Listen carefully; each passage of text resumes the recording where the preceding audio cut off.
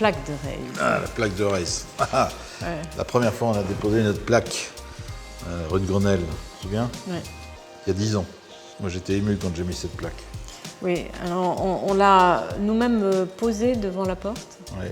en se disant, mais en fait, Reiss, ça existe, et nous avons pignon sur rue. Oui.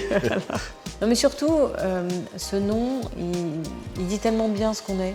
Voilà. C'est se lever, c'est se mettre Se debout, lever, c'est pas se simplement debout. grandir. Et nous, on a toujours pensé que l'argent, c'est une énergie. Et cette énergie, si on la partage pour le bien commun, pour un monde plus durable, pour une finance engagée, tout sera mieux.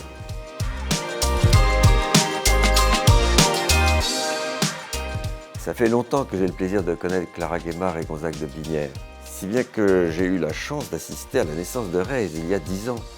Si Reiss est un acteur vraiment unique, c'est qu'il est à la fois pionnier, initiateur d'un mouvement qui a pris de l'ampleur, mais aussi exemplaire dans sa manière de concevoir et de déployer au quotidien sa raison d'être et sa mission. Et si vous me passez l'expression, Reiss coche toutes les cases. Sans compromis, en déployant ses valeurs exigeantes, la parité, l'innovation ou encore la création de valeurs économiques, environnementales et sociétales. Reiss est un exemple emblématique d'une entreprise qui sait faire rimer performance et générosité, croissance et développement durable, finance et bien commun. Au fond, cette croissance et ce rayonnement sont d'autant plus indispensables aujourd'hui que le modèle proposé par Reiss, celui du capitalisme responsable, est loin d'être partagé partout dans le monde. Il y a donc au fond un combat à mener. Et j'ai toute confiance dans la force de leadership de Clara et de Gonzague et toute confiance dans leurs équipes pour participer à ce combat avec un maximum d'impact. Reiss, c'est une maison qu'on a créée par admiration pour tous les entrepreneurs et entrepreneuses qui sont capables d'inventer le monde de demain. Et donc on a créé une société qui est une entreprise à mission, on se veut les pionniers de la finance engagée. À chaque étape, quand on investit, quand on accompagne les entrepreneurs, quand on donne notre argent à la Fondation Recherpa, chacune de ces étapes est habitée par notre raison d'être, qui est de créer un écosystème vertueux, rentable, qui accompagne les entrepreneurs visionnaires.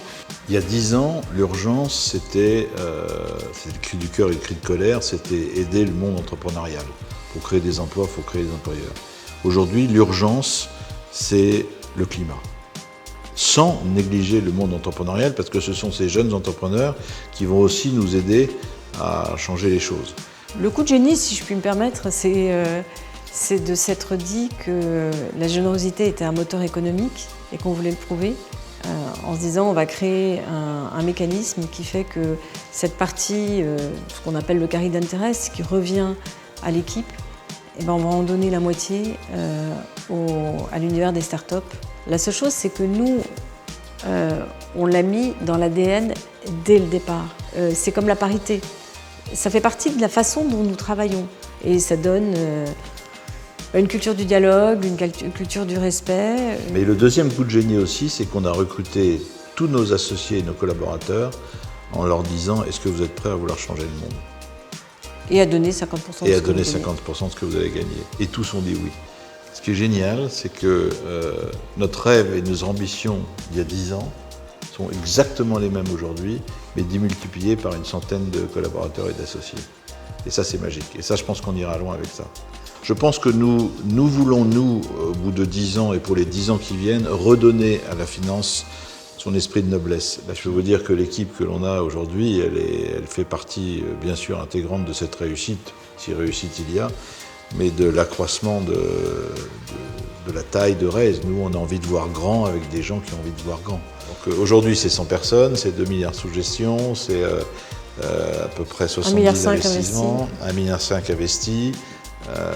75 participations. 75 participations, une implantation à Munich et une implantation à Londres, un Reiss Lab, la Graine à Nice, un centre de séminaire qui s'appelle La Plume dans les Alpes-Maritimes tout près de Nice. Enfin, vous voyez, c'est tout ça et ça ne demande qu'à grandir.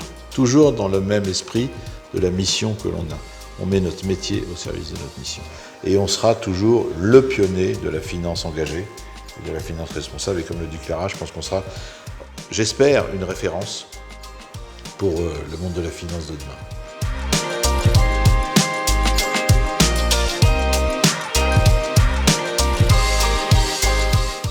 Raise occupe une place un petit peu particulière dans l'écosystème des fonds d'investissement parce que de même qu'à la tête de Raise, il y a un homme et une femme, Clara et Gonzague, à chacun des postes, en fait, il y a des binômes composés d'un homme et d'une femme et je pense que ça, c'est quelque chose d'intéressant. Et puis au-delà, il y a une complémentarité entre les différents véhicules d'investissement que propose Raise.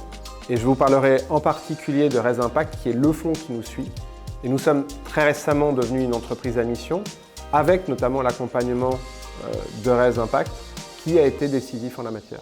Ce que je peux souhaiter pour demain pour Raise, que la plupart de ces investissements sont des investissements extrêmement rentables, parce que plus les investissements seront rentables, plus le carry sera important, et comme la moitié du carry est reversé, plus il y aura d'argent qui sera redistribué pour ces causes qui ont du sens.